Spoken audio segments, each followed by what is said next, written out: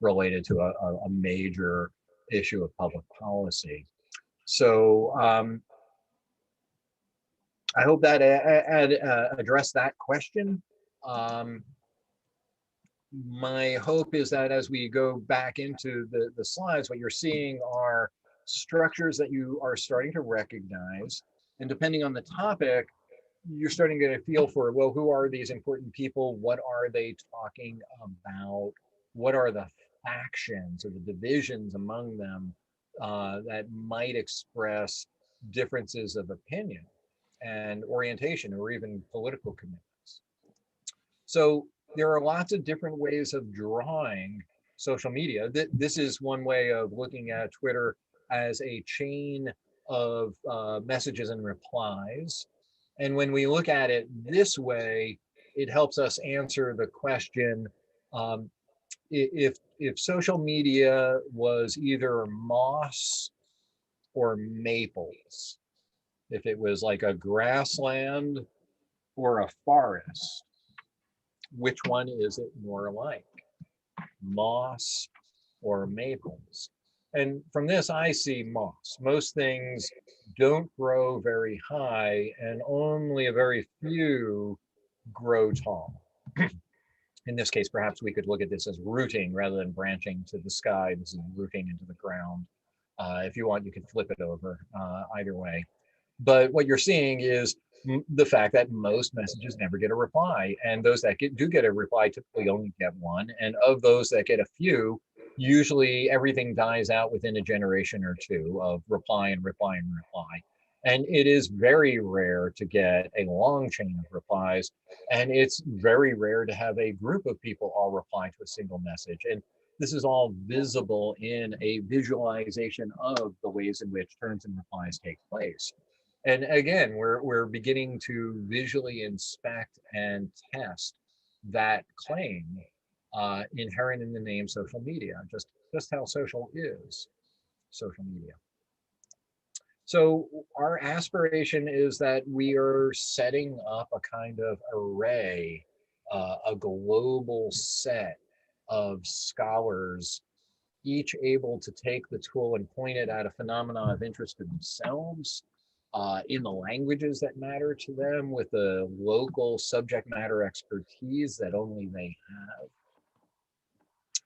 And that what would come from that is, we hope, and actually are pleased to announce have, a lot of publication. And you can check out a lot of these publications at Google Scholar. Here's Google Scholar for the word NodeXL. And we're pleased that let's see, if we go to any time, the number keeps growing. We're now over 9,000 publications. And if you type in some modifier, you often get a narrower set, but of papers that might be much more relevant to the topics that you're interested in. And you might find that there is an almost instant lit review being provided to you. You could type in different topics, and you might find that somebody's already written a paper that you can use as a springboard for the research that you're looking at. A lot of people are concerned with, there you go, alternate realities on social media, Twitter, and the German right wing. So this tool's getting used in a lot of ways. I was just reminded that PubMed.org, maybe .com, but PubMed is the medical database. I think we'll go to .com.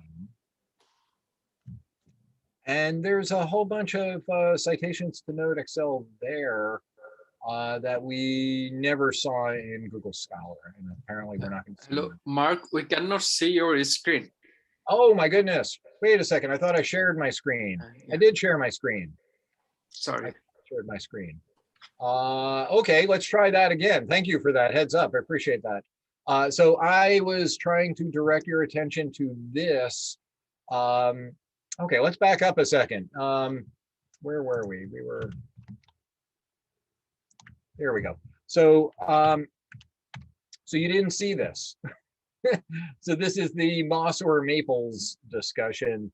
The threaded chains, you can see many of them are, there's a few of them that are long, most of them are very, very short. And very rarely do you get groups of people to reply to the same message. So I'll just go past that. And then the idea of the tool being used by many people around the world to create a kind of array of sensors to allow us to build a collective map of the structure of social media and to answer questions like, are different national or linguistic populations using social media in the same or different ways? In what way do different nationalities use social media differently? And so we are finding that a lot of scholars are publishing papers, and that these papers can then be found here at, this is scholar.google.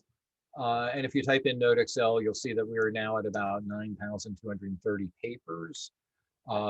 If we limit it to just 2021, that's 368 year to date, 1,200 or so in the last year and quarter or two. And I was also suggesting that if you add a modifier term in Google Scholar, so not just NodeXL, but NodeXL in Korea, or the word NodeXL and health, or the word NodeXL and disinformation, which we like to spell, you're going to find that there are a lot of papers out there that maybe have covered some of the ground that you're interested in, and that's always good news, not bad news, because you can either replicate or you can model your methodology on their methodology. They got a publication, so it could be a good guide to your publication. And so we are very eager to see this number grow. This is one of the ways that we're keeping score. It's by looking for the publications out there that are citing NodeXL, and a large fraction of them, we believe, would not be possible were it not for NodeXL, because these are probably scholars who are not making the choice between NodeXL and Python. It's just they're not in a position to make use of Python the way that many of us are. So many papers of interest can be found at scholar.google, and the Social Media Research Foundation's goals are to facilitate this, to help scholars get to their data, analyze it, visualize it, write a report about it. And that report is not the actual publication. We're not a paper writing machine, but we are a paper writing facilitation machine. Another way to put it is that this is dissertation in a box. Just add graduate student. The method, the data collection, a lot of that can be now set aside, and instead the focus can be on the topic and the interpretation and the theoretical relevance of the findings. So going to Graph Gallery is one of the first steps. It's a place for you to go to see best practices in network visualization, but also to identify topics of interest that you may actually be able to put to research use just by going to the gallery. You may have a theory about anti-vaxxers or climate denialists, or people who say that COVID is a hoax or that masks cause COVID. You may be interested in topics that have these sudden outbursts of disinformation and propaganda. Who here remembers the word hydroxychloroquine, right? Hydroxychloroquine was supposed to be the miracle cure for COVID, and yet if it was a miracle cure for COVID, wouldn't it be used?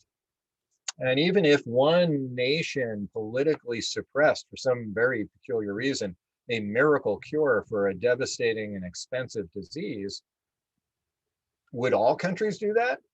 And so, the explosion of HCQ, hydroxychloroquine discussion, really all but drowned out all other discussion of COVID policy during the months of, what was it, April and May of last year. It's kind of interesting to ask the question, where did that come from? Because it didn't come from doctors, right? I mean, here we are a year later. If hydroxychloroquine is the miracle cure, why aren't we all taking it? So if we want to do systematic studies of disinformation, we might actually want to map disinformation. And so these maps help us identify the structures in social media, and all of social media turns out to have these networks. It's not just Twitter.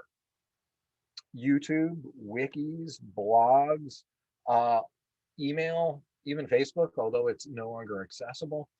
Every time you do something with somebody else on the net, you're creating a network element, an edge. And every time you do that, you're leaving footprints in the sand. And between APIs and scrapers and databases, a pattern can be collected and discerned. A story can be told. How many people? Which way did they go? Were they alone, in groups? Did they bring animals? Did they bring a wagon? How long ago was this? Because, in 8 or 10 hours, the tide's going to come in and wash it all away. So just a photograph of footprints in the sand is incredibly information rich. And that sand is silicon. And if you convert it into a CPU, it gets even better at this trick. Footprints are left behind in everything that we do in social media. And what we're doing in social media is expressing edges. Almost every click, tap, and swipe authors an edge. You're liking and linking and replying and rating and reviewing and following and friending and favoriting and forwarding. It's a lot of stuff we do with our machines, but every time you do it, you're creating an edge, a connection, a link, a tie. And different platforms generate different kinds of ties, but they all generate ties.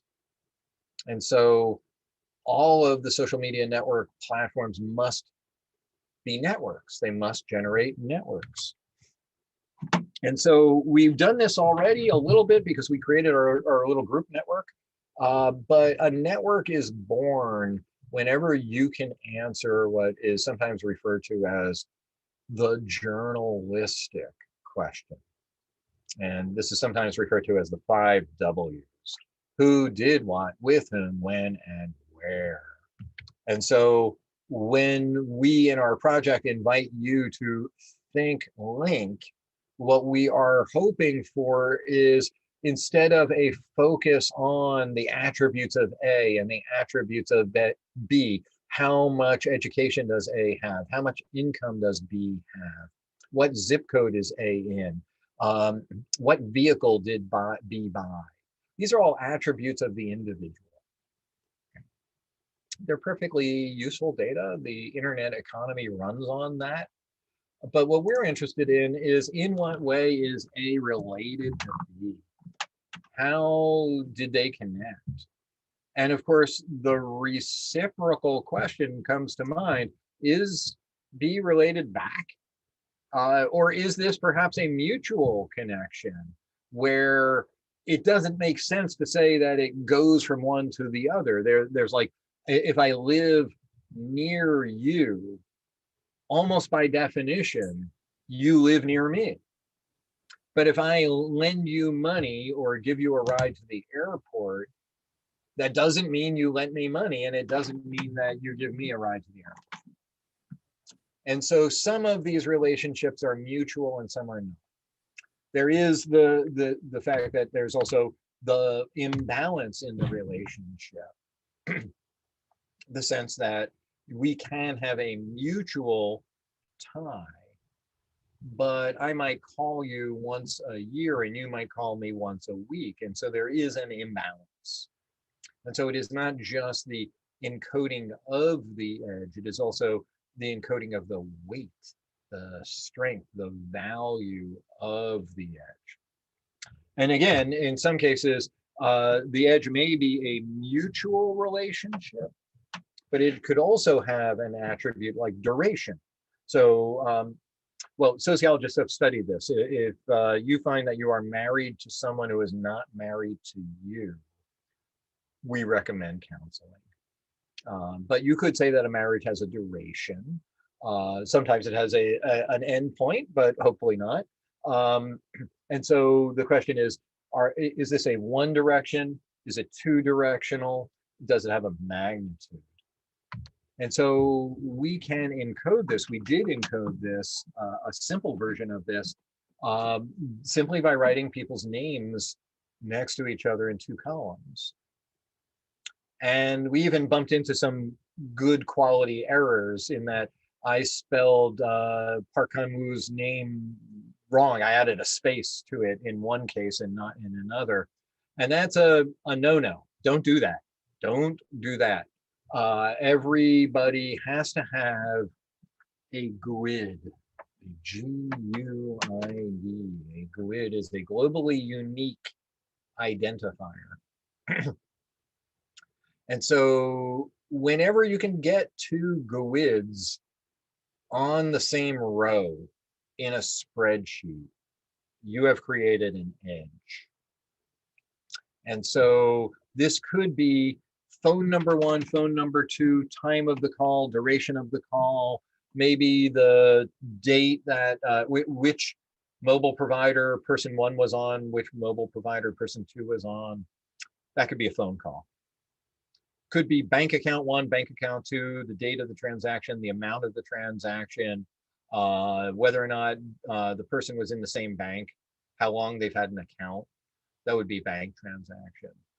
Email, the sender, the receiver. A tweet would be the first person's name and then who they retweeted or replied to.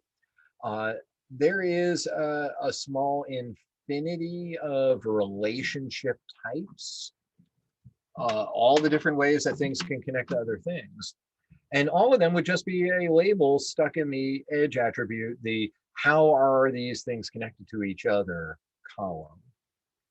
And so whenever you can express the answer to the question, who did what with whom, when and where, and you can get it into this format, you have an edge list. And if you have an edge list, you have a network. And if you have a network and NodeXL, you are going to get a report, a visualization, and then ultimately an interactive web business intelligence data visualization interface, something that you could share with colleagues or perhaps use yourself to engage in the next phases of analysis, which we've identified as discovery and presentation. So if the first 5 things that we were trying to facilitate were collection, storage, analysis, visualization, and reporting, we now see that there are 2 more. And that is the identification or the discovery of the insight, and then showing the insight to somebody else. And so when we give it to you, give this data to you in the form of a spreadsheet, it is often not yet quite digestible. It's almost there, but I'm going to show you what we do with it next. So the journalistic questions, who did what with whom, when, and where. If we can answer those questions with your data, perhaps like Diane Klein, you did this manually by reading newspaper articles, or maybe you're reading novels or ancient historical records, or perhaps you're just importing data from Wikipedia or from Twitter or from YouTube. Either way, the way that we represent a network is this way, by showing vertex 1 and vertex 2, how they're connected, and then the attributes of vertex 1 and vertex 2. And when we get that, we're going to get to what the Pew report tells us. It's going to reveal that there are these structural patterns in our data, and we're going to want to ask questions like, which one are we? For any given hashtag, what type of hashtag are we? For any given topic in social media, is it polarized? Does it have a broadcast? Who is the thought leader at the center of that broadcast? And so we do direct people towards the Pew Research Internet Project report, where it brings you through the appreciation of these structures like hubs that really recognize or represent the presence of these things, audiences. And again, there's nothing wrong with an audience. It's just that an audience is not a community. And if we were going to take the name of the phenomena at face value, we might be misled. It says it's about online community, but it's rare to find it. It says it's about social interactions and social media, but it's rare to find it.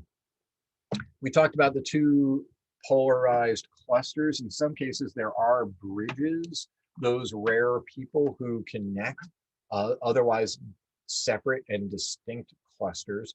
So when we look in our data, we're going to look for bridges, especially if part of our goal is to actually create a unification of otherwise divided clusters. That might be one of our goals. Of course, one of our other goals might be to divide clusters, in which case we kind of want to blow up a bridge. But bridges are also interesting structures in the data. And this is my bridge in San Francisco. That's the Golden Gate Bridge. Come visit our bridge. I know you have some nice bridges, but we have a nice bridge. And then, of course, we talked about the isolates, the islands, the people with zero connection.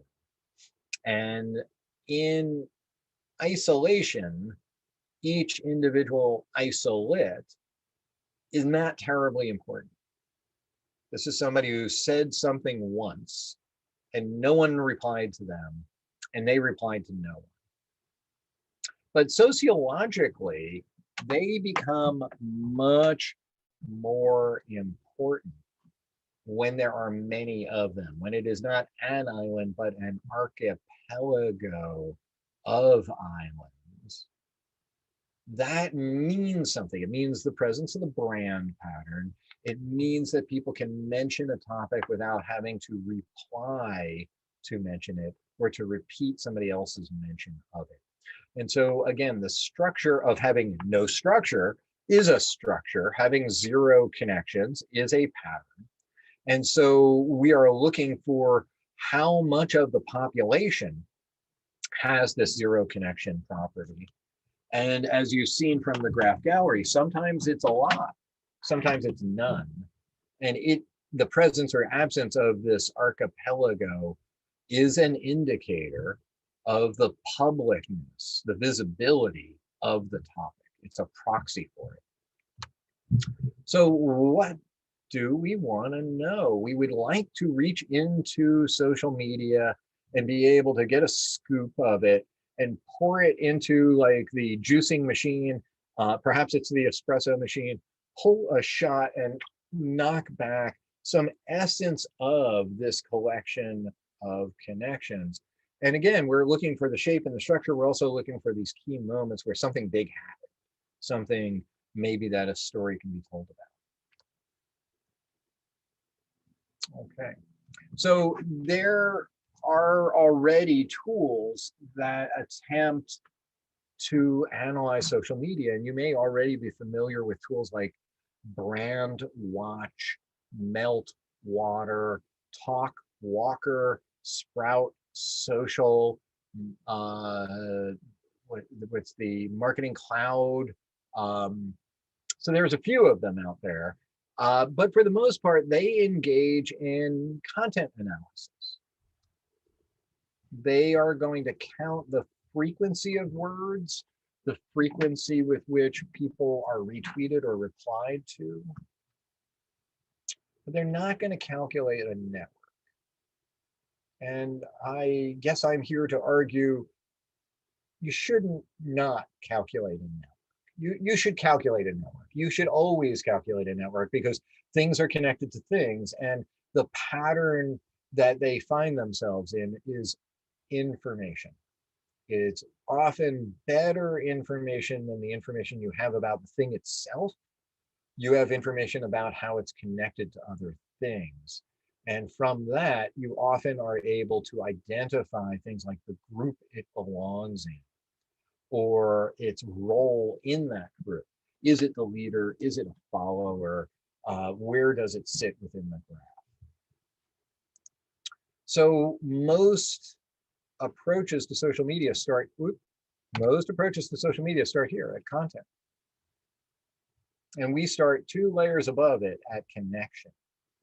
And by that, I mean, we see a tweet as more than just a message, because we see a tweet as actually encoding information about who connects to who.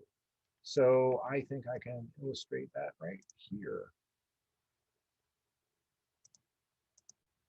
There we go. So a tweet is not just a tweet. It's not just a collection of words. A tweet encodes who is replying to or mentioning or retweeting who, and where the name in the tweet is positioned tells us something about the role that person plays, the connection type that has been made between those 2 entities.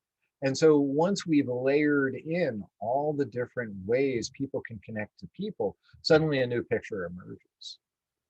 It's not just words, it's now connections. And from connections, we form clusters. And clusters are essentially the meso layer. We have a micro, we have an individual, we have a macro, it's the collection of all tweets, but now we've gained this meso layer, the cluster. And it's in this cluster that we can do content analysis and have that content analysis not prejudged by the content itself. So you're not telling a group of people to be in a bucket because they used a word. You're saying that they form a bucket because they said each other's names in a way. And then we're looking at the words they use. So connection leads to cluster, cluster leads to content. But beyond the content, we're now in possession of this structural data, and that tells us something about the shape of the crowd. What kind of discussion is this? Does it have a brand? Does it have a broadcast? Does it have a community? And who are the leaders?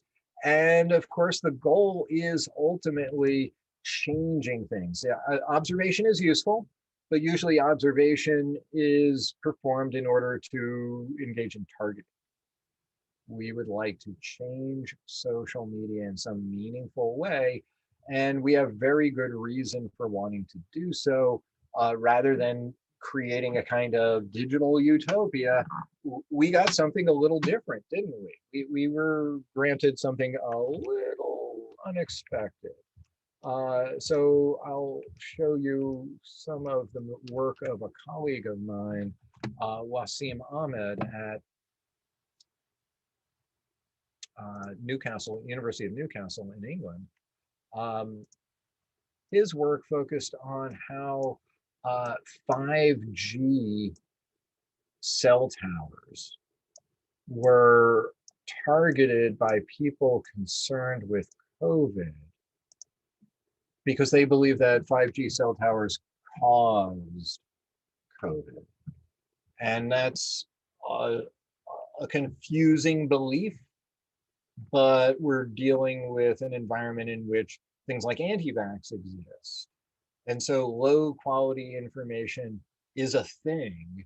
And we have now better tools to actually look at people talking about COVID and 5G, to be able to identify what turns out to be a relatively small group of people who promote these ideas.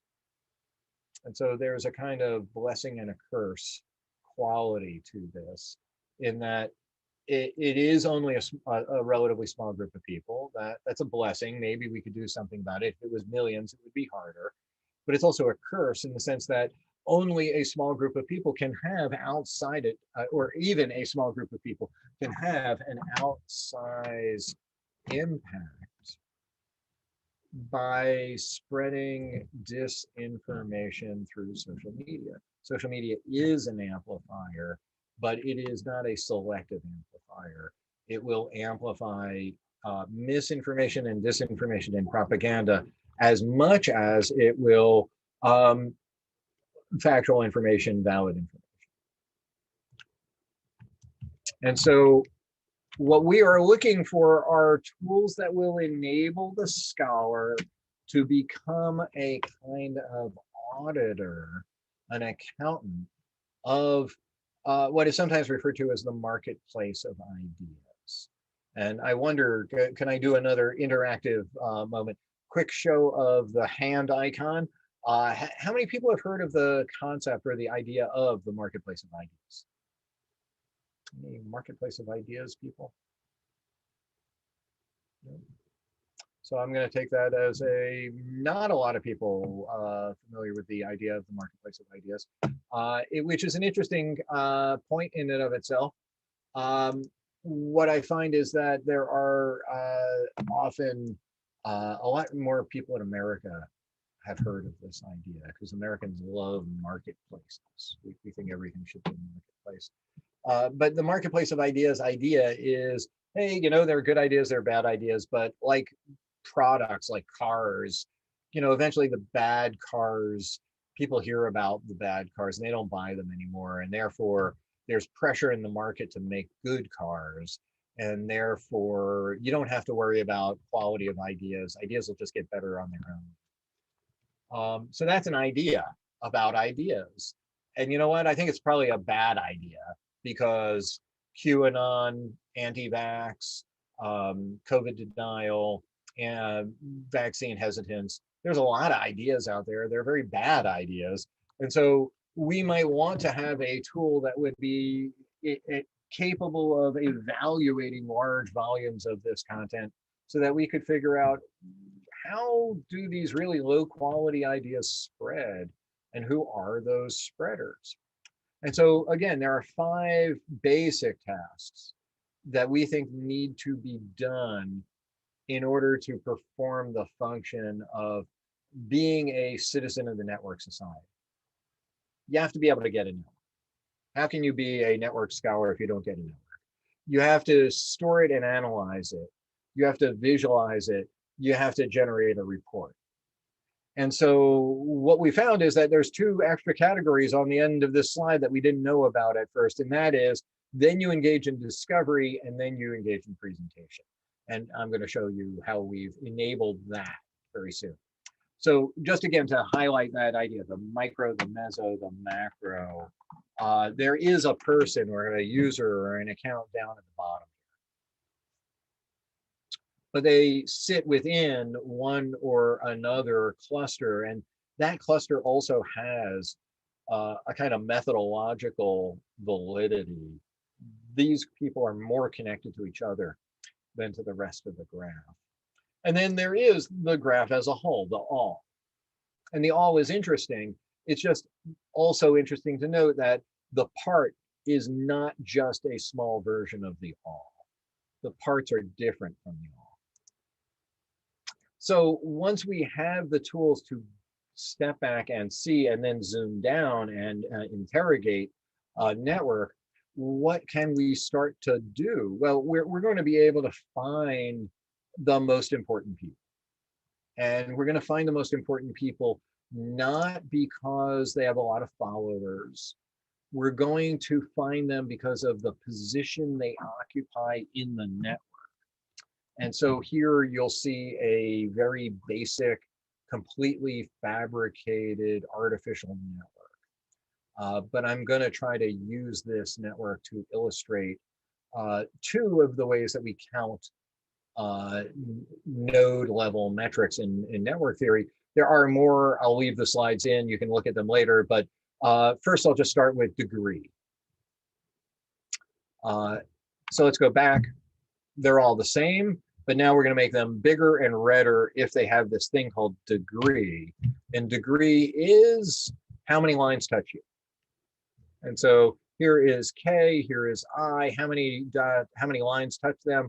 One each. They're very small. They're the same size as B, C, D, E, and so on. But look at A and Z, even O. Big dot. O's got 1, 2, 3, 4 lines touching it. So O here, degree of 4. But that's not the only way to count. We could count other things, not just the lines that touch you, but what if we count how much will the graph break into separate pieces if we remove you?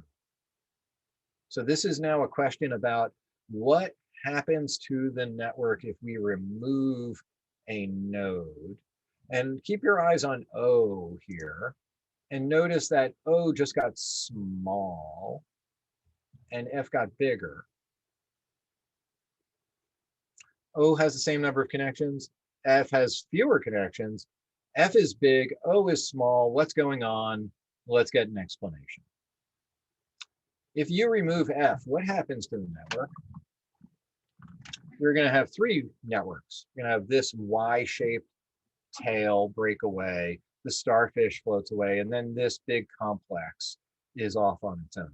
This is a keystone. This is a linchpin. This is the glue that holds the network together. Here's more glue, Q. But why is O suddenly not glue? O has 4 connections. Why is O not high in betweenness? And so to illustrate this, let's think about L, and L wants to talk to N. And if you don't have a direct connection, you can't talk to somebody. So you have to find somebody to carry your message. And one day, L, who has routinely gone to O to send a message to N, finds that O is just not in the network anymore. O is gone. What will L do?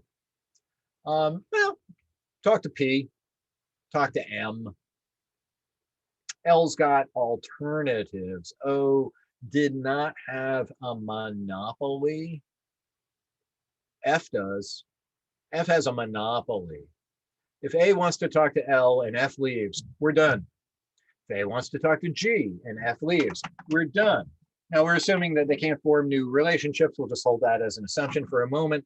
But we are now counting the how unique is your connection? How distinctly connected across the network are you in a way that nobody else connects like you? And that's what we're going to call betweenness centrality. And it's different than closeness, and it's different from eigenvector, and there's also page rank, and there's clustering coefficient. And these are all just different ways of measuring the where am I in my network. It's essentially network latitude and longitude. And we're going to use this one, betweenness, to indicate, are you my mayor? Are you the influencer in my network? We're going to use this as a better indicator, a better proxy than, let's say, follower count, tweet count, retweet count, reply count. All of those things won't matter, we'll see, as compared to where the person sits within that network.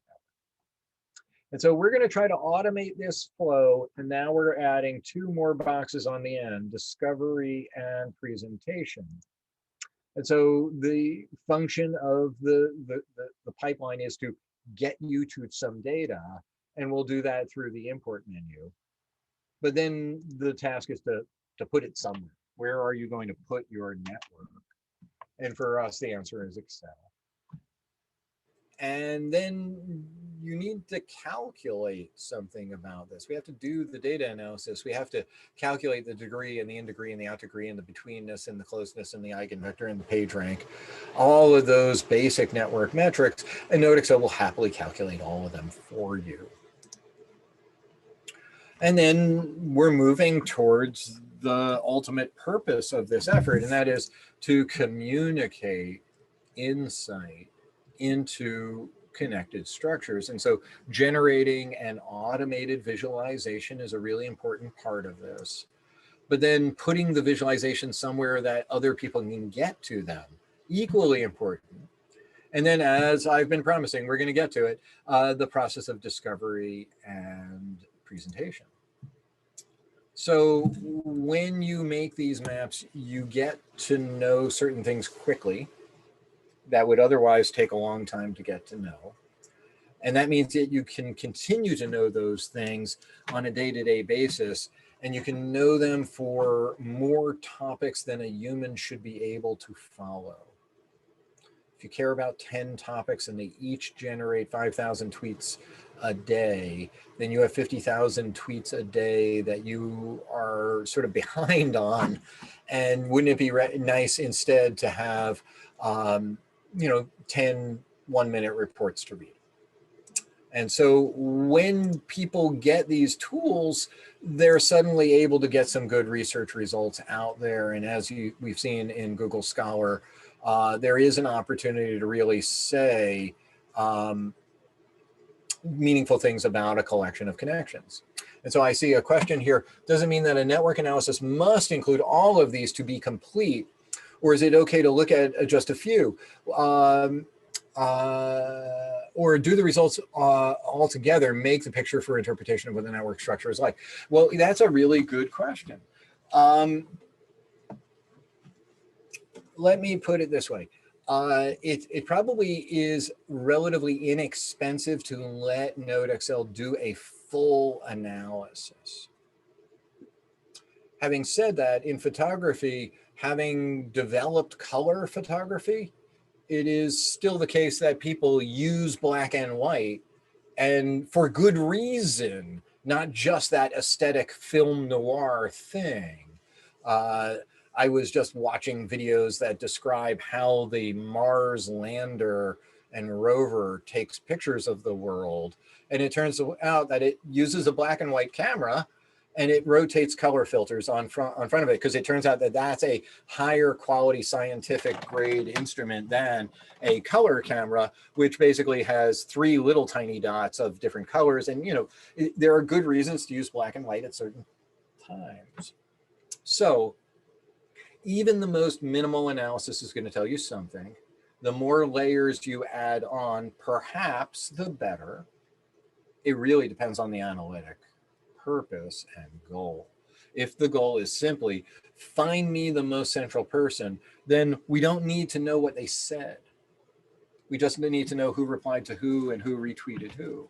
If the goal is to figure out what did the most central person say, now we must also add content analysis.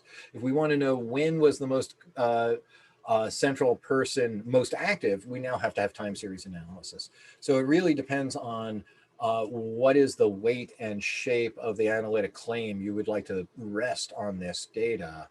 And to that end, you will need to have generated various results, because each result is essentially a different dimension of that data. And in fact, I have here brand new, so it's a manual slide. Here we go.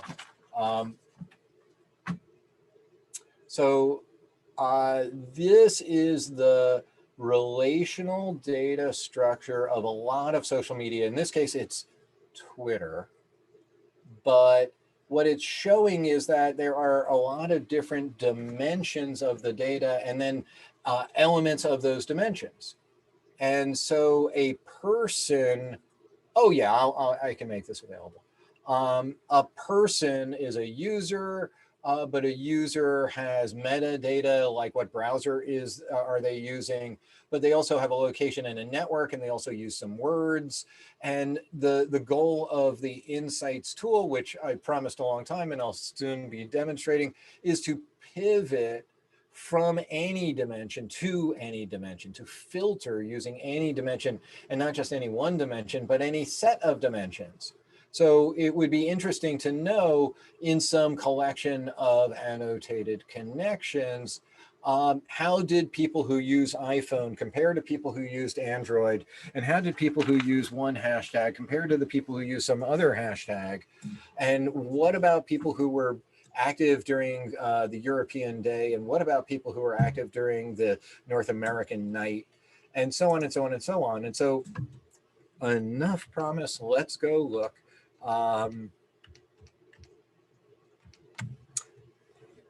This is NodeXL Pro Insights. And NodeXL Pro Insights builds on a Microsoft platform called Power BI. And that stands for Business Intelligence. And Microsoft Power BI is a lot like something called Tableau. So perhaps the group has heard of Tableau. It's now a platform owned by Salesforce that makes it pretty easy for non-programmers to create a web page that is driven by a database that lets you filter and sort and do a lot of stuff with your data. And that's what we've done here. And I think the link to this page is in the chat, and I'm going to add it here just one more time. And so you can join me here, and you can play with this as well. This is the hashtag MRX, which stands for Market Research Exchange. And what this has done is taken a data set from NodeXL, and it has published it into an interactive data visualization that I hope many of you are accessing through the web. And so it is no longer the case that you would need Excel on a Windows desktop. You now can use an iPad or a MacBook or a Chromebook or an old Windows laptop with the old version of Office that you haven't upgraded. All of those things now can run this.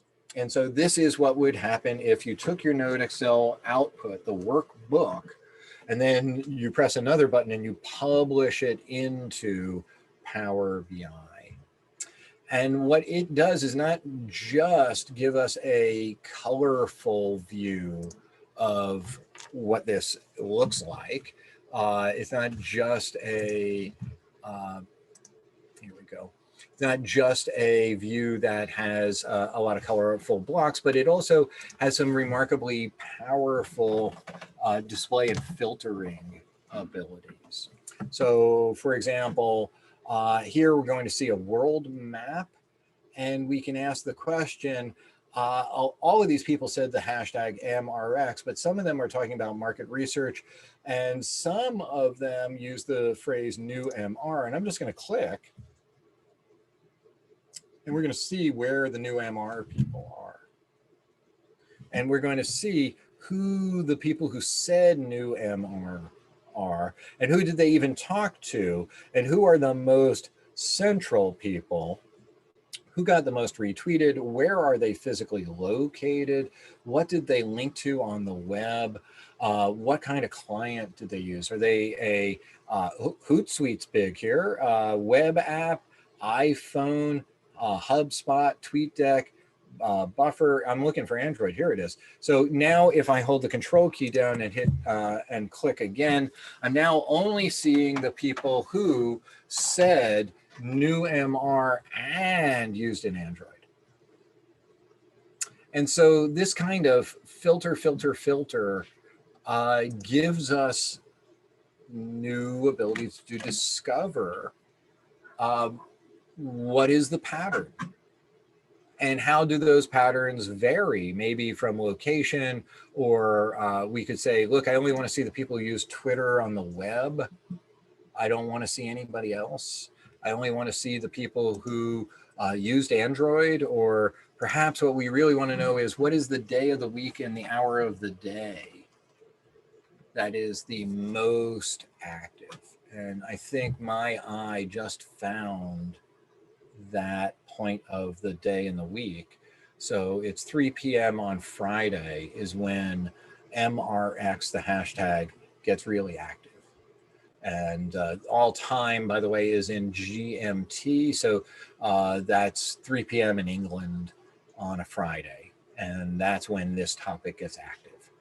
We can see what time during the hour. It's later during the hour, by the minute, by the second, and again, by all these other attributes. So the goal here is to allow you to pivot and slice and dice your data in a way that it doesn't require that you master certain very difficult features of Excel, like VLOOKUP. It's not that easy to say to Excel, look, people have to say the word new MR, and they also have to have used Hootsuite, and they also should have used one of the negative sentiment words. Just show me those people. Plot them, let me pick through them and find the people who are at the high end of quadrant 2 and identify them and maybe drill into that person. And even drill down into a detailed profile of just that person. And so these kinds of slice and dice features are designed to make the discovery task number 6, now a much easier and enjoyable process. We're almost always looking at quadrant 2, right? We want to know what is it about that tweet that made it able to get that many favorites and that many retweets, and that's the tweet. And who is this author that created this most popular tweet? It got like 2,300 favorites. It was, yeah, this is a very favorited person. And so this may be somebody you really want to pay attention to in a way that you wouldn't pay attention to the next random Twitter user, perhaps a user like this who is very visible because they talk about a lot of people. They have a high out degree, but they have 0 in degree and nobody talks about them. Or at the other end of things, this is a person who is talked about by many, but never says anybody else's name. Whereas these are the people who both are talked about and talk about others. They are the social leaders in this community. And it's a lot easier to just mouse around quadrant number 2 than it is to read through thousands of tweets to try to identify this. And having done so, if you identify it, you come away with that intuition. You know that Women in Research just is one of the leadership accounts. How are you going to communicate that? How are you going to present that insight? Well, you'll end up making a scatter plot maybe, but we would be very honored to make that scatter plot for you.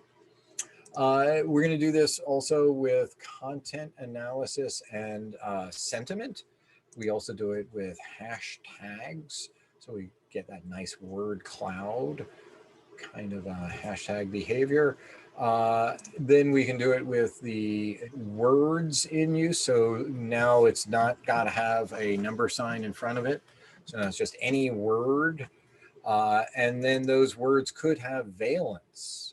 There could be happy words and unhappy words, or at least there could be list 1 words and list 2 words.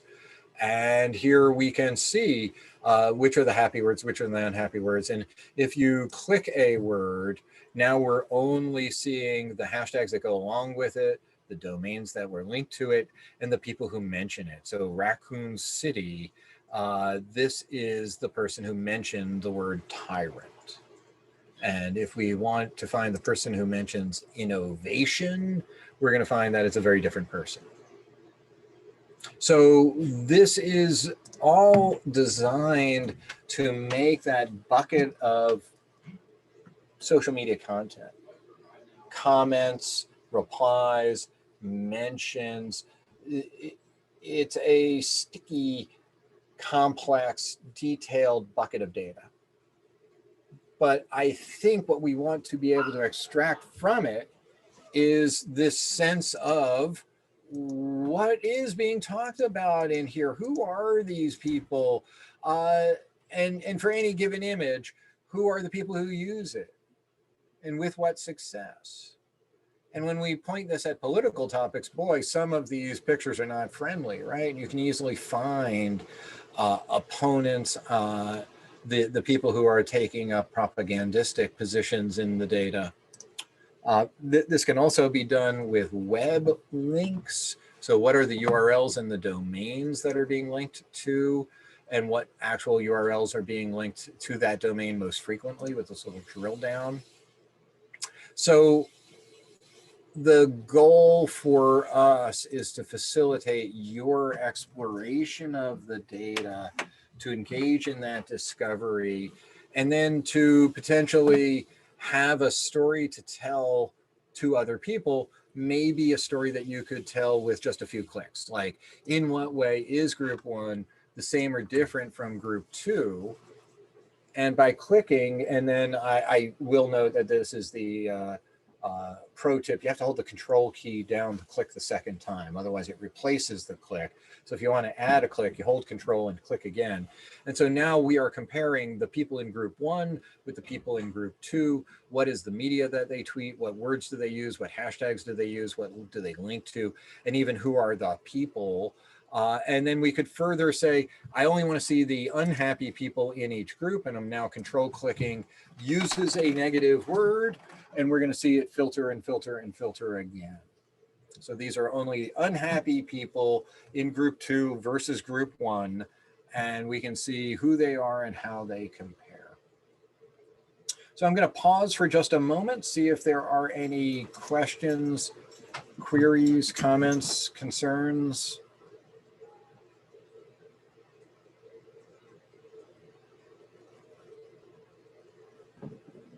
No? Okay. Gonna jump back to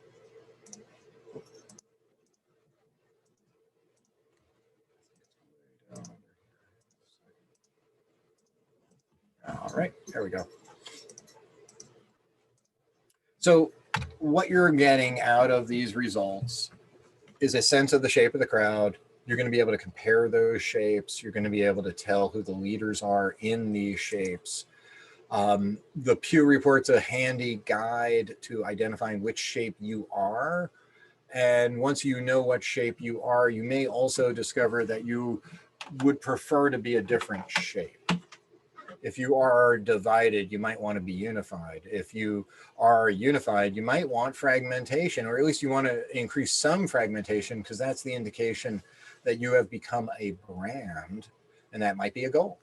You might have a community but want to develop the hub and spoke because you want to develop an audience. And so navigating from what you are to what you want to be is almost always a good idea. And so there are different patterns. And as we look at them more closely, you can see just how different these networks are from one another. And there is, of course, the great book. There's the book. And our new co-author, that's Itai Himmelboim. We're now in the second edition. And let me just say the names of my talented and very handsome co-authors. There's Derek Hansen, now at Brigham Young University in their School of Information. And of course, the great Dr. Ben Schneiderman, a professor emeritus at the University of Maryland, co-author and co-founder of the NodeXL project, and a major contributor to the information visualization world. And then that was me about 30 years ago before I all went gray. So we've talked about the data flow, but yes, so we want you to be able to ask questions like, how do I compare to somebody else? And how could I intervene? How could I try to change what I have to be what I want? And where would the levers be? Where would the fulcrum be? How do I cause change? And the answer is going to be to engage the people who already exhibit social power. Those are going to be the mayors. So engage the mayors of a topic is the strategy that social network analysis leads us to. Find the people at the hub and engage them. Because when you do that, what you may find is that if this is you, your initial goal is to have your own audience, and that's not easy, but doable. But what network theory suggests is that what you really also wanted was that your audience would get its own audience. That's a stretch goal. That's a very advanced accomplishment, because when your audience gets its own audience, it adds value to your message. If you say product X from my company is the best product in the world, I don't believe you. But if somebody else says, I use product X, it's the best product in the world, I might believe them a lot more.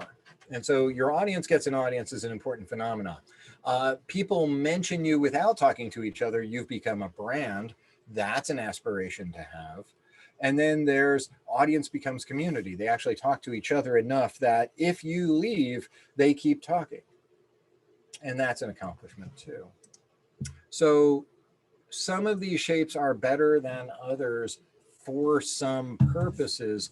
No one shape is always good. No one shape is always bad.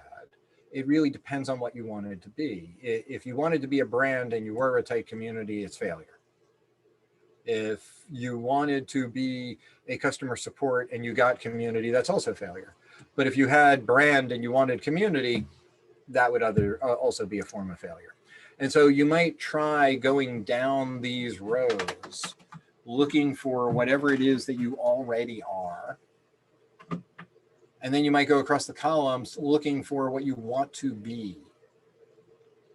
And then look for the probability and the action suggested in order to migrate from this pattern to this pattern. And so not all of them are desirable. If they're red, that seems unpleasant. And some of them are not easy, although green is the easy one. And so it's possible to translate yourself from one pattern to another pattern, where some patterns are more distant from one another. So let me just pause again for any questions, and then I'd like to talk about why this approach might have some effect on the crisis of information quality. So let me pause for a moment, see if there are any questions about the materials that we've already covered. And then I think I'll be wrapping up in about another 10 or 15 minutes with these final comments about why we really want you to become a social media auditor. So let me just pause with that and see if there are any questions, comments, or other topics that you really want covered that we haven't touched on yet. And I'm happy to take requests for those topics.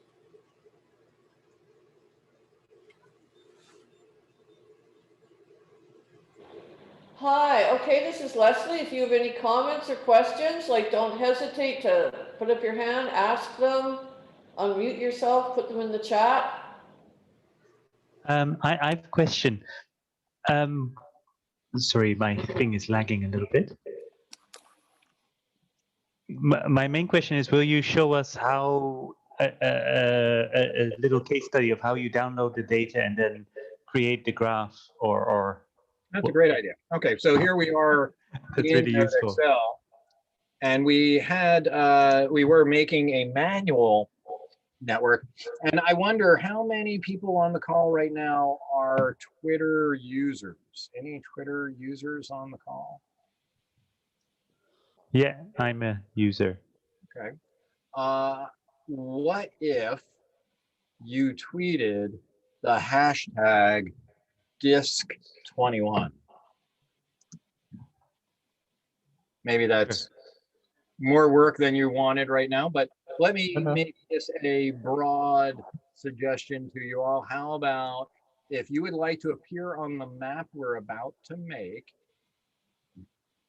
just tweet DISC21, or I guess we could type in other things. I mean, Daegu, or I guess there's also Scuba. But and of course, one thing that we could do really quickly is to just come over here and go to Twitter search, and let's make sure that there is DISC21, and there isn't. Yes, there is. Well, there's Mark, DISC2021. And actually, I just tweeted DISC2021 with that hashtag. I just tweeted. All right. I didn't know that. There you go. And then, but that still doesn't get us, not a lot, not a lot. Okay, so there's a few, and then there's a namespace collision with some other conference that is a digital payments conference, but onward and upward, we'll take both, right? And it'll be a good example of what happens when we have a namespace collision. Here, I've got a copy of NodeXL, and I've clicked on the NodeXL menu, and I'm going to the data menu, and I click on import, and I'm going to come down to from Twitter search network. And there's also a list importer, a user list importer, and a tweet ID list importer, but this is going to be the one I use, Twitter search network. And I'm going to paste here disk 2021, and then I'm going to hit OK. And this is going to go to Twitter, go get tweets, chop those tweets into edges, put those edges into the spreadsheet, and then with a click, we're going to run analysis. And so what we've just done is connected to the Twitter API, handed it a query term, got a collection of tweets back, and we're just now waiting for that data to appear in NodeXL, at which point it will also get run through analysis and visualization, and we'll have a very, very basic network because there weren't that many tweets, but we'll have a basic network. And so in many ways, it's about as hard as going into the NodeXL menu, going to data import, clicking import, typing in a query, hit OK, and then that's about it. It then does its thing. It takes 5 or so minutes to process a small data set. It might take 20 or 30 minutes to process a really big data set. And when that happens, what I will do is go get us a already baked data set while that's cooking. Let's see.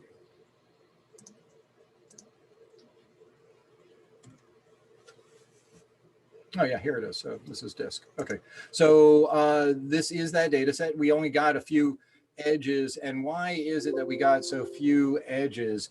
And the answer to that is Twitter only gives us data for the last 7 or 8 days.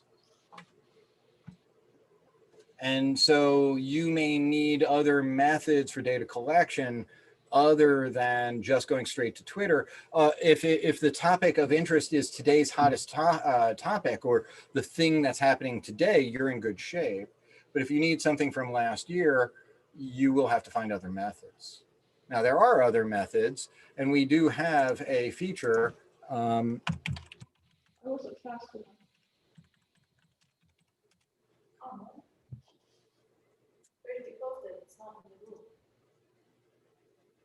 This is the dialog box for, I have a list of tweets.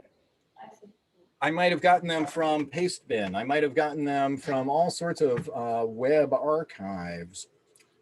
I'll note that Twitter doesn't want people to collect and then distribute collections of tweets, but they do allow the distribution of collections of tweet IDs. And if you brought a collection of tweet IDs and pasted them right there, then you would get the data back. It would go to Twitter and collect that data for you. And so that gives you the ability to get historical data. If you can get it through, let's say, Meltwater or Brandwatch or Talkwalker or Marketing Cloud or something of that sort. And I should note that if you also go to Twitter tweet ID archive, and you just ask Google for that, you're gonna find a lot of places that have already collected tweets. You know, people have collected the Trump tweets.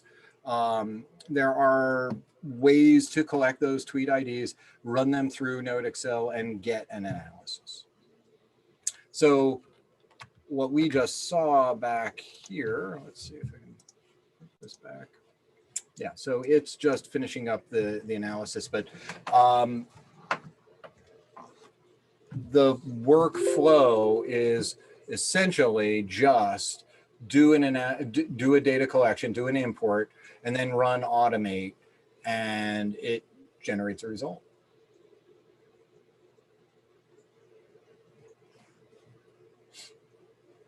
And we can see perhaps a better view of this.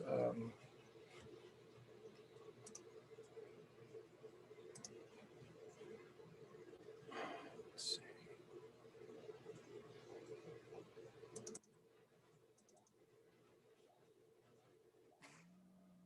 Well, I would point you to Graph Gallery here, where at the bottom of every item in Graph Gallery, we also are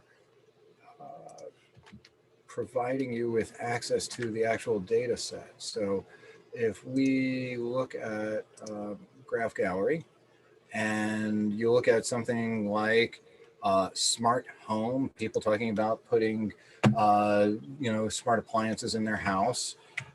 Here at the bottom of that worksheet, of that web page, is a series of links. And one of those links is download the graph data as a NodeXL workbook. And that means that, and almost everything in Graph Gallery you can download and open on your desktop if you have NodeXL. This is for those people who are more Gephi focused, and that's the data as the file format known as GraphML. And GraphML is a popular network data file format used in Gephi and other tools. And that means that you could collect data with NodeXL and write the data to GraphML and then visualize the data in Gephi, should you choose to. And the last of these is the option files used to create the data. And that is this thing that's running right now, the thing that is doing automation, the automator of NodeXL that is running this data through a series of operations, even though we are not directly involved in that process. We get to see this button, the automate button, and I'm going to take us back to the slide deck that illustrates this button. There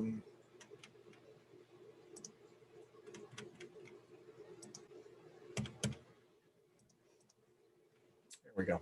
So this is the crux of NodeXL, really. This is the automation dialog box. And this list of operations is performed in order by NodeXL as configured by the recipe. And I'll note that this set of operations can happen only in this order and not in any other order. And that is because in many cases, subsequent steps depend on the steps prior to them. And so this is one of the virtues of NodeXL, in that if you're using Gephi, it's really easy to do step 1, step 3, and step 2, and maybe get the wrong result. But in NodeXL, it's impossible. You just can't.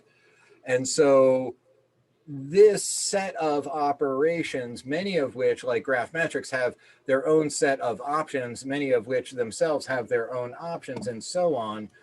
This series of operations closely resembles the syllabus of the class I took in 1992 at UCLA from Phil Bonasich, the father of the Bonasich coefficient, or betweenness centrality. He was the professor teaching network theory at UCLA in the early 90s when I was there. It was a long time ago in a galaxy far, far away. And NodeXL basically has turned that syllabus into software. And we took 9 months to learn matrix algebra and the idea of eigenvectors and eigenvector centrality. We did it all by hand. And I'm sure that was good for me. I'm sure of it. But I wouldn't want to do it again. And it didn't actually help me do the thing. It was like learning about how the chemistry in film works, but not learning how to take pictures. It was like learning how to grind glass into lenses, but not how to frame a picture properly. And so we want to shift the focus just a little bit. We want to make it so that instead you are able to go to a tool like NodeXL and get results rapidly without having to pay that enormous opportunity cost of get the graph, learn Python, store the data, analyze the data, visualize the data, all in code. And so if you do these things, what you're going to get at the end are insights that we think are going to lead to publications. And the hope is that those publications are actually going to play a really important role in the ecosystem. Right now, it is all too easy to introduce statements and claims into social media that are not valid and have those beliefs become popular. And so what we're faced with is the observation that we have built information systems, not high quality information systems. The internet has no opinions about the bits it's giving transport to. It doesn't care. And that may be actually a feature and not a bug, in that humans don't think information has value only because it's true.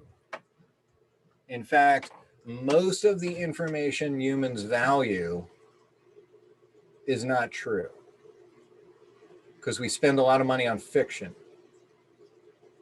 All of it, in fact. How many people know about this thing that happened a long time ago in a galaxy far, far away? And there are robots and Jedi Knights and lightsabers and spaceships. Has anybody ever heard of any of this stuff? Just looking for a little thumbs up on any name recognition for Star Wars, right? Yeah, okay, good, good, I thank you. How much of that is true? None of it. Like zero. No Darth Vader, no Death Star, no X-Wings, no robots, no droids, none of it, none of it. How much money did you spend consuming that information? How much money did Disney spend consuming the source of that information in order to further monetize it? So Disney spent $4 billion buying Star Wars, and then spent many billions more to build Star Wars properties and rides and that kind of thing.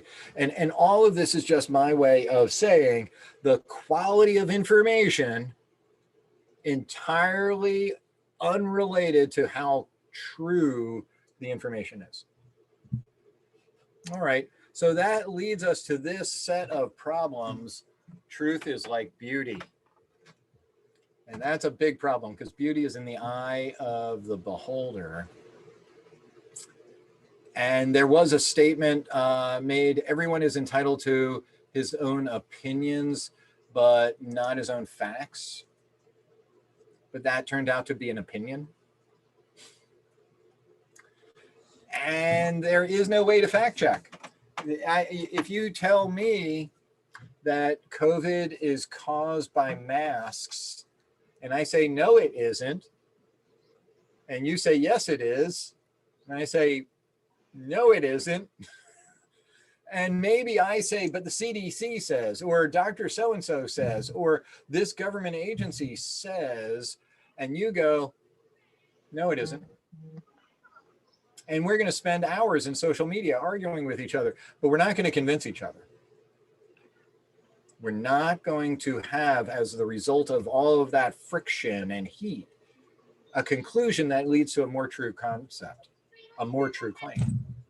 And so, and we can't now hit people over the head with the "because I told you so" stick, because nuclear physicists are no longer fearsome sorcerers who bring on hellfire. Science in general has been mostly sort of debunked. If the scientists said tobacco didn't kill you, now they say it does kill you. If the scientists said sugar is bad, fat is bad, they said that climate change is happening, no, it isn't. Everything's an opinion. So what are we going to do about this? This is a problem. We've lost that sense of consensus reality. And so it could also be the case that the social media platforms are part of the problem, that social media has been weaponized and propaganda and disinformation are meaningful problems. And it's unlikely that we can say to the platforms, solve the problem for all cases, all times. I'm reminded that in the United Kingdom, the Premier Football League boycotted Twitter for 4 days because the abuse that their players receive, racial abuse via Twitter to football players in the UK. So they boycotted Twitter for 4 days, and Twitter in response did nothing. Absolutely nothing, because who cares, right? Your Twitter, you know, the English Football League is on line 1. Would you like to take their call? No. So we need other solutions. This is a problem. There is this thing called tribal epistemology. We tend to believe whatever it is that the groups we're in demand we believe. They believe that Trump got the election stolen. I believe he didn't. They're just beliefs. And so we now have to deal with the fact that beliefs propagate via social media. And it could be the case that social media is still so young that it has negative externalities, and we don't even really know what they are, and we don't know how to fix them. And I'll give you an example. Automobiles became very popular, 1907, 1910, something like that. In what year did the safety belt become a requirement for automobiles sold in the United States? Manufacturer had to include safety belts as default equipment in the late 60s. So that's 60 years. And in the United States, safety belts were a requirement in the vehicle, but you didn't have to wear them. And they don't work if you don't wear them. They're not like Lucky Charms. And so when did you actually have to start wearing a safety belt by law, at least in the United States? And as far as I can remember, it was the mid-1980s. Okay, so you get a new technology, automobile, in let's say 1910, and you legally mandate safety technologies 77 years later. How many people died in cars? Hundreds of thousands, if not millions of people died in cars. And even now we have airbags, we have crash protection, we've got safety belts. In the United States, 38,000 people will die this year anyway. And we're comfortable with that number because, you know, I got to go places. But my metaphor here is just technologies have costs. And we only slowly mitigate them over time. Automobiles were quick by comparison. Think about the history of the steam engine. Comes into fashion in the 1830s, starts blowing up pretty regularly and kills a lot of people. And when do steam engines really become safe, reliably safe? And the answer is never. To our good friends in Japan, what happened in Fukushima? That is a steam engine explosion. I admit a fancy steam engine, a nuclear powered steam engine, but a steam engine nonetheless. And so my point is just that technologies take a long time to develop, mitigating technologies to make them safer. And even when they become mature technologies, like a nuclear power plant, they're still not wholly safe. And so what if we need to now identify safety technologies, airbag, safety belt, crash bars, roll cages, and maybe the same has to be designed into social media platforms like Twitter, Facebook, YouTube, Reddit, so on. And at the moment, one of the things that I observe is the only thing you can do on these platforms is make information amplified. You can't slow it down. So where's the break? It is said that a rising tide lifts all boats, but some boats rise better than others. This is fake news. This is science. Science has to check its facts and prove that it's right. Fake news makes up whatever it wants to say that day out of whole cloth, and its costs are low. And so we are exploring the idea that social media is an immature young technology and needs to develop whole categories of ancillary technologies. Things that make it so that you can't put diesel in your gasoline tank. Things that make it so that you can't drive at night without the lights coming on. Things that help. And I would categorize these things as detection, deflection, and deterrence. And our hope is that NodeXL is at least a small check in the box for the detection task. The question would be, is your hashtag being manipulated? We don't know. We have no radar or sonar or some kind of detection technology, but maybe we're building that. And so maybe we'll give ourselves a little check here. Yes, I can now tell whether or not something is going on. But category 2 has no checkbox, and that's category 1 has just generated a result. You know you're under attack. Now what? What do you do? What do you do about it? So deflection gets nothing. So if I tell you you're under attack, where is the feature in Facebook or in YouTube or in Twitter that you go and you go, oh, okay, well, for right now, I'll click this button and that will create the shield and I'll be protected. And then later I'll turn it off and I'll go out and I'll try to figure out what's going on. We don't even have deflect. We have no, protect. And then, of course, there is deter. And I put a question mark here because this is ethically dubious. But deterrence is the message that goes, the thing you just did to me, I'm going to do it to you. So maybe you shouldn't do it to me anymore. And that's deterrence. Americans love deterrence. We're really into deterrence. So I'm going to leave that with a question mark because I don't know that it's ethical to come up with offensive technology that causes, let's say, social media chaos and the proliferation of misinformation. But I do believe that detection is a wholly ethical direction for scholars and researchers.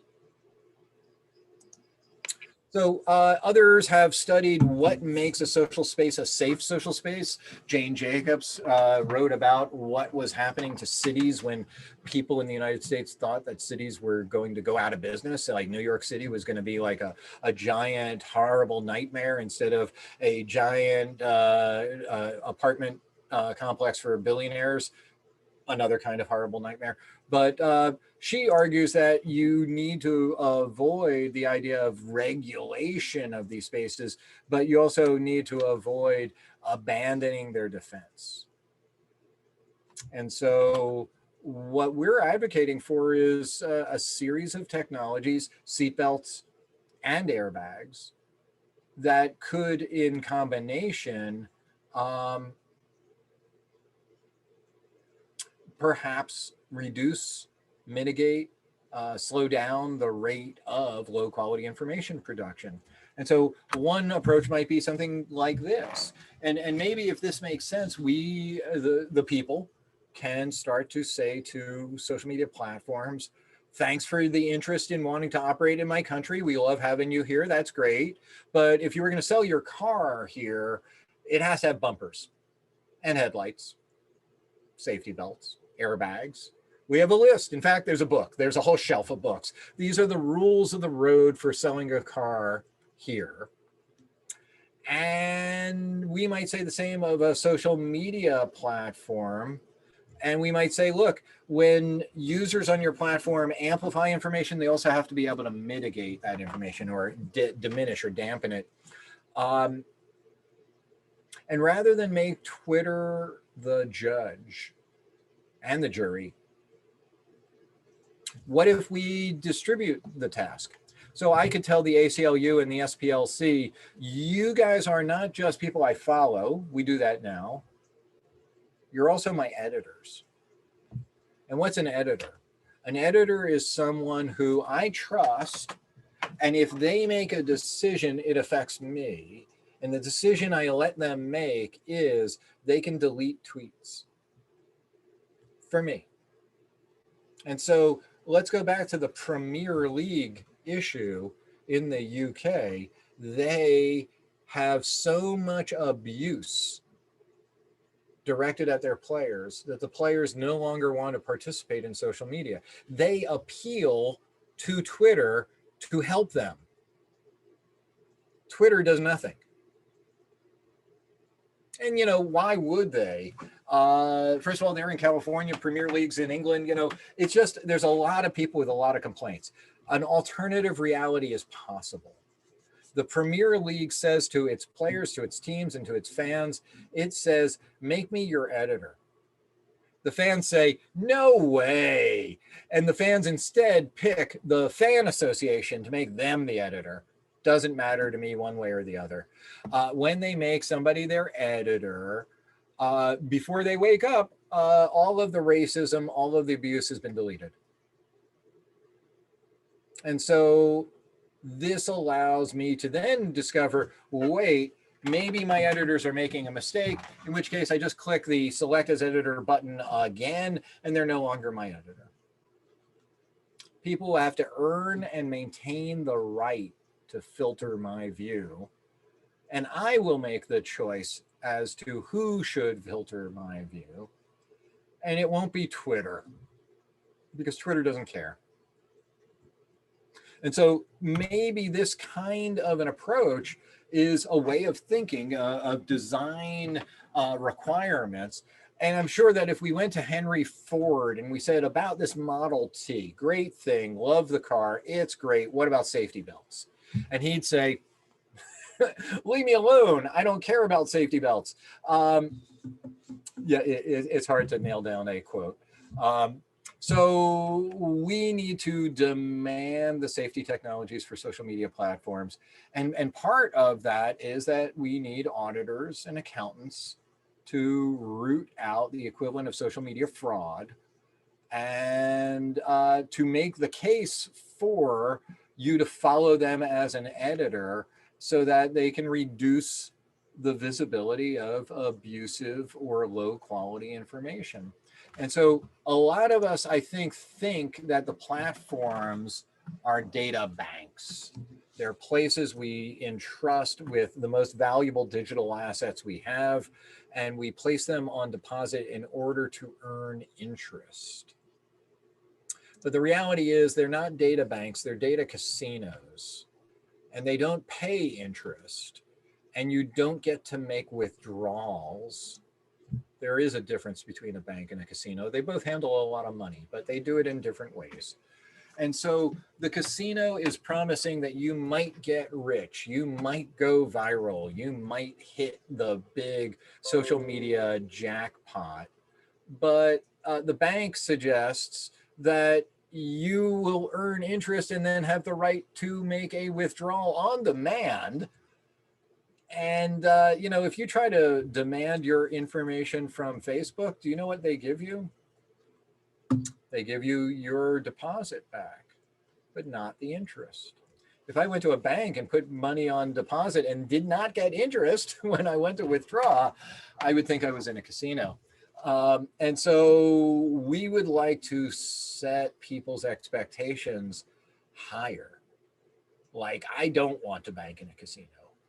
And yet I have put 15 years of my life into Facebook, and I've got no good way to get it out. And I may not be, maybe I made a bad mistake. Maybe that wasn't the best idea. So I'm looking for a data bank. So we are the Social Media Research Foundation. We seek to facilitate your scholarship, and we'd like to make it so that you are able to get the data, visualize the data, analyze the data, and get to an insight. And if there are enough of you doing this work, then you will be the people like the accountants, essentially calling out fraud. And if we can also get the platforms to make those claims actionable, not maybe by everybody, but by enough people, you could develop a reputation as a social media accountant. And when you call out fraud, enough people might listen and follow your lead, maybe block that person or let you block them for them, that over time, we reduce the value of abusive behavior, of the dissemination of disinformation, of low quality information. But it turns out, I think, that these are problems that we must now solve. Otherwise, we are going to be overwhelmed by low quality information, because there are enormous benefits to producing and sharing low quality information.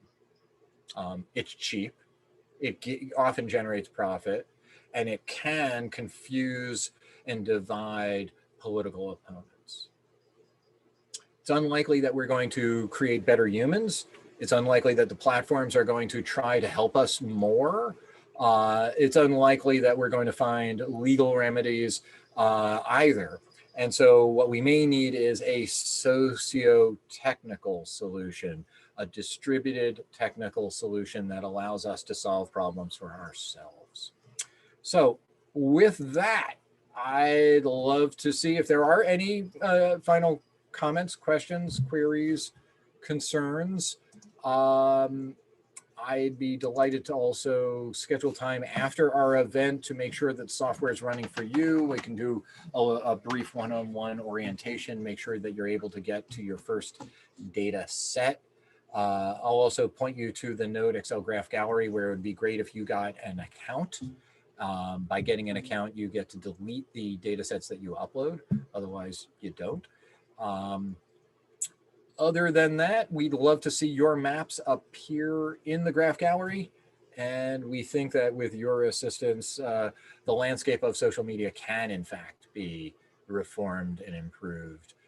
Maybe not to a utopia, but to a more tolerable and socially productive kind of a state of affairs. So with that, let me just express my appreciation to Manuela and to Leslie, and of course to Park Han-Woo and the DISC conference. It's a real pleasure to get to participate even during a pandemic. And I think back on my many visits to Korea and to the DISC conference fondly. I hope it'll get to happen again in the future. So with that, if you do have comments or questions, I'm happy to take them. Thank you so much, Mark, for a wonderful morning, because we really always learn so much from your presentations on NodeXL. Thank you so much, for taking the time. And I always love the metaphors and the analogies. I guess you see me raw without the back. We don't have our background. This is what our command center looks like. Well, just thank you so much. Okay, everybody, and I hope, Mark, I hope you're planning to come to Japan soon after the pandemic finishes and everything. I hope to see you soon in the next year, face to face, but we'll be in touch about NodeXL and other things. Very good, very good. I'd like to thank each of you. I appreciate it. I wonder, could we maybe blank cameras for 1 second? We'll do a group class photo. I think that's a wonderful idea. To Of course, it's entirely optional, but if you'd like to open up the camera for a second, and then I'm gonna go and find my button for screen sharing. Let's see, this, default print screen, right? And very good. Oh yeah, yeah, yeah. Hello, little ones. That's great. That's great. Okay, and one more print screen. There we go. Very good. Thank you so much for taking the time. I hope you found it useful. And we're available on the web, info, I-N-F-O, at smrfoundation.org, on Twitter at NodeXL and SMR_foundation. We're also in Facebook, YouTube, and we're happy to hear from you. We'd love to help facilitate your next research project with social media and networks. Thank you so much, Mark. Thank you very much. All right. Well, it's getting late here.